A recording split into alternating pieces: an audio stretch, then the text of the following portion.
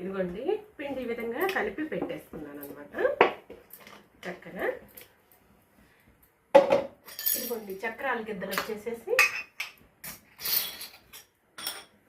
ఇదిగోండి ఈ హోల్ ఉన్నది కదా పాల తలికలు, ఇంకా ఈ ప్లేట్ పెట్టేసుకొని పాల తలికలు దూసుకున్నాను అనమాట. చక్కగా ఇది మంచిగా వస్తాయి అన్నమాట.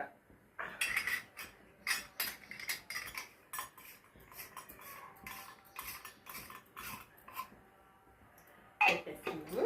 ఇదిగోండి పాలు పొయ్యి మీద పెట్టేసుకున్నాను, ఈ పాత్రలో పెట్టుకున్నానండి. ఇవి పాలు కొంచెం తెల్లేటప్పుడు మనం పాల తలకలు దూసుకున్నాము. ముందుగా డ్రై ఫ్రూట్స్ వేయించుకున్నామండి. ఇదిగోండి ఎండు కొబ్బరి ముక్కలు,